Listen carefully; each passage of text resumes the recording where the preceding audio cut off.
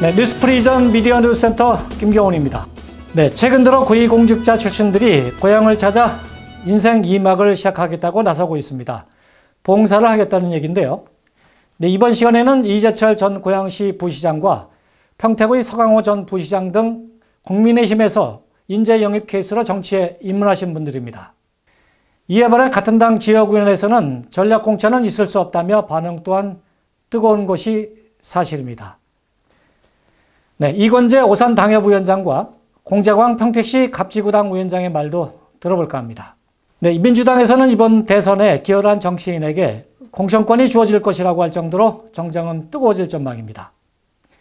이번 주 맛있는 문화와 시사 프로그램 시작합니다. 김정순 뉴스캐스터가 진행합니다. 안녕하십니까. 안녕하십니까. 네, 오시느라 고생하셨습니다.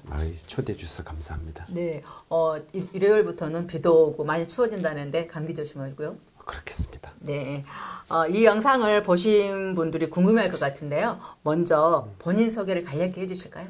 네, 저는 이재철입니다. 그동안에 공직 생활을 마치고 최근 9월 14일 날 퇴직을 하면서 또 다른 이제 정치의 꿈을 꾸고자 이렇게 나왔습니다. 실장이나 뭐 과장, 국장 이런 명칭보다도 오히려 마지막이 제가 고양시의 1부시장으로 있었기 때문에 부시장으로 불러주는 게 가장 좋을 것 같습니다. 네, 그러면은 부시장님으로 호칭을 하겠습니다. 네, 감사합니다. 네, 부시장님. 네. 네, 요직을 많이 거치셨는데 지방 행정을 하면서 기억에 남은 일들이 많이 있었을 것 같아요. 어떤 일들이 있었을까요? 네, 지방 행정은 종합 행정입니다. 급변하는 행정 환경과에서 빠른 판단과 정확한 이해 이런 것들이 굉장히 필요한 실정인데요. 제 경험상은 공공 갈등을 다뤄보거나 해결했을 때가 가장 기억에 남지 않을까. 대표적인 예가 경기 북부청사의 실장으로 있었을 때 북부 평화광장을 조성하는 이제 사업이 있었는데 주민 갈등이 굉장히 심했습니다. 그런 부분들을 한 3개월 동안의 수기 과정을 겪으면서 지금은 이제 가장 멋진 북부의 광장으로 되살린 것도 그렇고 성남시에 있었을 때 이제 모란시장 개 도축 시설을 폐쇄했던 기억이나 그다음에 그 뒤에 그 태평동의 그 도축 시설들을 전혀 이렇게 무리 없이 인명 피해 없이 깔끔하게 정리했던 기억들이 아주 생생하게 기억이 납니다. 네, 그렇죠. 특히 또 모란시장 그때 개 도축 그 현장 많이 언론에 많이 나왔었죠. 그때 그럼 거기서 재임하셨던 것 같아요. 네. 그 당시에 이제 권한대행도 하고 마지막에 이제 최종적으로 제가 있었을 때 정리를 했었는데 그 이슈가 얼마나 컸던지 그 해에 그 CNN 국제뉴스 탑10에 이 성남의 태평동과 모란시장의 개 도축시설의 폐쇄와 철거가 탑 기사가 됐던 적이 있었습니다. 맞습니다. 저희도 많이 접했습니다. 최근에 공직을 퇴임하셨고 국민의힘에서 인재 영입 케이스로 입당하셨는데요. 현재 직함은 무엇이고 그 과정이 궁금합니다. 네, 제가 9월 14일 날 이렇게 퇴임을 하고 바로 입당을 했습니다. 그렇기 때문에 현재의 그 대외적인 무슨 장을 맡고 있는 직함은 없습니다. 근데 단지 제가 현재 대장동 특위위원으로 활동을 했었고 그 이후에 확대된 이재명 후보 비리 국민감정특위의 특위위원으로 지금 활동을 하고 있습니다. 그래서 나름대로는 그 정치인 초보로서 나름대로 이렇게 열심히 일을 하고는 있다라는 생각이 들지만 좀 더 지금 배워가는 과정이고 앞으로 저도 많은 노력들을 좀 더 해야 될 것 같습니다. 조금 전에 말씀하신 대장동 뭐 특위에 활동하셨다 그러는데요. 그래도 또 하고 싶은 말씀이 있으시지 않을까요? 저는 2017년 11월 말서부터 그리고 2018년 말까지 성남 부시장으로 재직을 했었습니다. 이재명 시장님하고는 한 4개월 정도 같이 근무를 하다가 3개월 정도의 권한대행을 맡았었고, 그 이후에는 이제 은수미 시장님이 들어오셔서 6개월 동안에 이제 부시장으로서 역할을 했었죠. 그래서 대장동이 일어났을 때의 그 당시의 부시장은 아니었지만, 그 이후에 그 이재명 시장께서 마무리 때 부시장으로 있었고, 대장동과 관련된 부분들은 간접적으로 제가 이제 알고 있는 부분들이기 때문에 국민의 이제 그 알 권리라는 차원, 네. 그리고 좀 더 지금 많은 국민들이 의아해하고 궁금해하는 부분들에 있어서 제가 아는 범위 내에서의 성남에서 이뤄졌던 거, 그리고 행정의 시스템, 그리고 그 당시에 그 인물들에 대한 기억, 뭐 이런 것들과 관련돼서 제가 이제 같이 협력하고 정보도 공유하고 이런 역할들을 지금 하고 있습니다. 아, 그렇다면은 국민들이 후보자에게 궁금한 점을 조금이라도 해결해주는 그런 역할을 하고 계신다는 거죠? 예, 그렇습니다. 지금 단계 가고 있지만은 뭐가 정확한 진실인지, 뭐가 지금 올바른 이제 정의의 길인지 이런 부분들을 계속적으로 지금 찾아가는 과정이라고 보고, 지금은 이제 이재명 그 후보께서 민주당 후보로 이렇게 그 확정이 되셨기 때문에 그 이후에 일어났던 대장동을 넘어서 이재명 그 지사님의 그 의혹이랄까, 이와 관련된 부분들까지도 광범하게 우리 특위에서, 국민감정 특위에서 검증하고 확인하고 그런 과정들을 겪고 있습니다. 아, 그렇군요. 근데 또 좀, 현재 오산 우남들 사업이 대장동과 유사하다는 주장에 대해서 갑론을박 중입니다. 어떻게 생각하십니까? 네, 아주 굉장히 미묘한 문제일 수 있는데, 오산에서는. 네. 그리고 오산 시민들도 가장 지금 오산 시내에서 가장 뜨거운 이슈가 우남회들이 제대로 가고 있는 건가, 우남회들이 최초에 제대로 기획되고 있는 것인가에 대한 궁금증들을 많이 갖고 있습니다. 저 또한 사실은 많은 대장동 특위에서 일했던 것에 대한 기준, 정보를 갖고 우남의뜰하고 같이 많이 비교해서 보고 있는데, 저는 전반적으로 우남의뜰 지금 프로젝트 PFV 방식이 문제가 있다라고 생각을 하고 있습니다. 첫 번째는 그 AMC 자산관리회사의 적격성 문제인데요.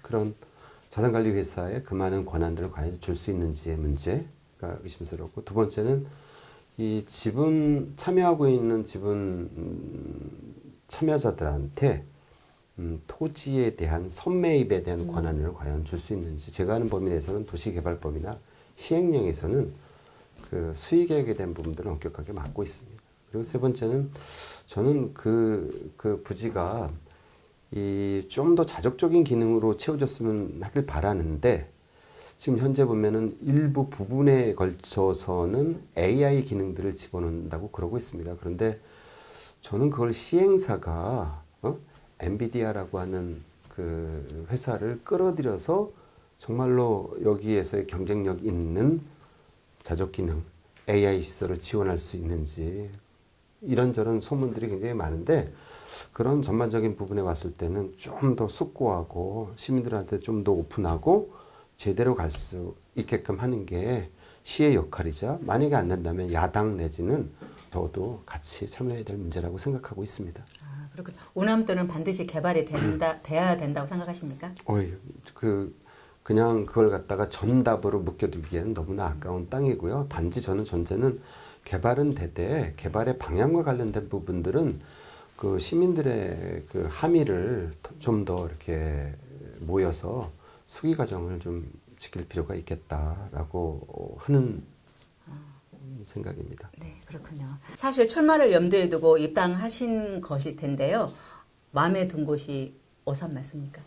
예, 맞습니다. 그 공직생활을 딱 정리하고 나왔을 때는 이제는 정치인으로서 정치 가로서의 모습을 한번 보여주고 싶다. 근데 거기에 대한 대상 지역은 오산이다. 왜 오산이냐면 제 고향이고, 초등학교, 중학교를 거기서 나왔고, 고등학교, 대학교, 그리고 심지어는 고시로서의 합격하기 전까지 거기서 계속 사실은 살았었고, 그리고 어느 누구 못지않게 지역적에 대한 이해와 지역적 정서를 누구보다도 잘 알고 있다. 그런 바탕 위에서 좀 더 제가 겪었던 행정적 경험, 그 다음에 많은 그 인맥 이런 거를 바탕으로 우리 오산 지역에 정말로 멋진 행정가 시장이 되고 싶은 야망이 포부가 있습니다. 아, 그렇군요. 그렇다면은 그 지역 정치인들의 반말도 만만치 않을 것 같아요. 그리고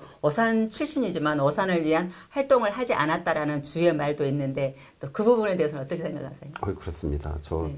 당장 퇴임하고 내려오니까 오히려 그 타당보다 우리 자당에 있는 국민의힘께서 많은 견제도 하시고 많은 비판도 해주십니다. 저는 당연하다고 생각합니다. 그런데 정책적 연대, 정책적 비판들을 통해서 정말 내년도 정권 재창출하는데 커다란 역할을 해야 된다라고 생각을 하고 있고, 저 또한 사실은 그렇습니다. 그 기존에 제가 공직자로서 경기도에서 주요 보직들을 거쳤습니다. 경기도라고 하면은 사실은 그 밑에 31개 시군이 있는데 각 시군을 갖다가 협력을 하고 조정을 하는 업무입니다. 직간접적으로 저도 제 오산에 많은 사실은 그 관련된 일을 지원을 했었고 많은 부분들을 갖다가 공유를 해왔습니다. 그 부분들을 아마도 그 현재 단체장을 맡고 계시는 그 곽상욱 시장님이 많이 아실 것 같고요. 공무원들하고도 저하고도 같이 많이 일을 했기 때문에 제 스타일이나 제가 오산하고의 연고, 그동안 협력 사업들은 많이 알고 계실 것 같습니다. 아, 그렇군요. 항상 멀리 있었지만 오산을 잊지 않고 계셨다는 얘기죠? 네, 맞습니다. 네. 네, 알겠습니다. 현재까지 지켜보신 오산을 진단해 봤을 텐데요. 오산에는 어떤 문제가 있다고 생각하십니까? 그렇다면 그 대안을 들어볼까요? 네, 오산은 그동안에 이제 비약적으로 많이 발전, 특히 인구적인 양적 성장을 굉장히 많이 해온 것 같아요. 예전에 5만 미만에서 출발한 이 도시가 23만까지 이제 성장을 했으니까요. 그런데 제가 진단하는 현재 오산은 굉장히 위기다. 그러니까 이 가장 재정이 넉넉한 화성시, 특히 이 동탄 이 고 프리미엄 도시인 동탄에 끼어 있고 남쪽으로는 LG전자, 고덕 신도시, 그다음에 평택 항만 등 아주 국제적으로 뻗어나고 아주 그냥 산업적 기능들이 아주 풍부한 평택에 이렇게 끼어 있는 넛크래커의 그 상황이다. 그래서 저는 향후에 된다면은 이 인근 지자체하고 비교될 수 있는 북오산 시대를 좀 열었으면 좋겠다. 왜냐하면 가장 대비되는 공간에서의 이 도시 이 계획을 견인시킴으로써 이 비교 대상으로서의 오산이 좀 더 우월적인 위치에서 시민들한테 비춰줄 수 있는 노력들을 할 거고, 또 돌아가 보면은 지금 구도심에서 벌어지고 있는 도시 슬럼화, 도시 이 재생의 필요성, 이런 부분들에 대해서는 굉장히 많은 관심을 갖고 있습니다. 특히 이 오색 시장을 중심으로 한 이 구도심은 오색 시장을 좀 더 저는 확장할 필요가 있을 것 같습니다.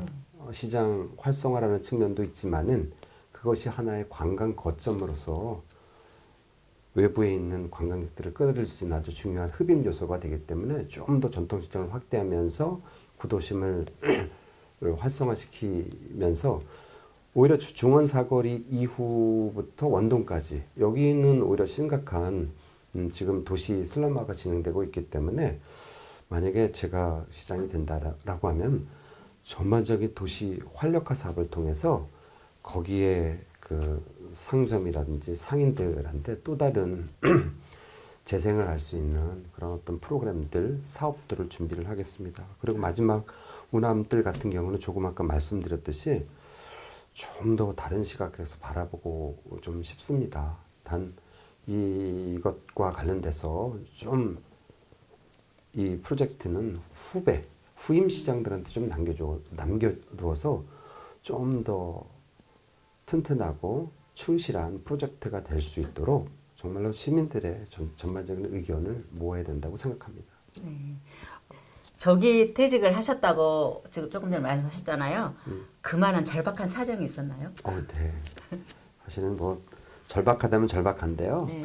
한 거의 만 4년을 놔두고 이제 그 네. 퇴직을 하게 된 것 같아요. 누구는 그 기간이 아깝지 않느냐, 뭐 4년 후에 나올 수도 있는데 뭐 이런 부분들이 너무 빠른 거 아니냐라는 생각도 있지만, 저는 지금도 오히려 늦었다고 생각합니다. 그런데 그런 동기를 받았던 이유 중에 하나는 제 스스로가 굉장히 많이 그 번아웃 됐다. 그러니까 약간은 이 코로나를 겪으면서 저 또한 굉장히 많이 지쳤었고, 그리고 월급쟁이화 되는 부분들을 스스로 많이 느꼈습니다. 이런 선상에서 과연 제대로 공무원으로서 이제 국가와 사회, 이 지역민들한테 봉사할 수 있을까, 진심으로 이런 것들에 대한 회의도 있었고, 오히려 좀 더 재미나고 내가 잘할 수 있는 그런 일들을 해보고 싶었습니다. 전에는 행정인으로서 사실은 저도 중간에서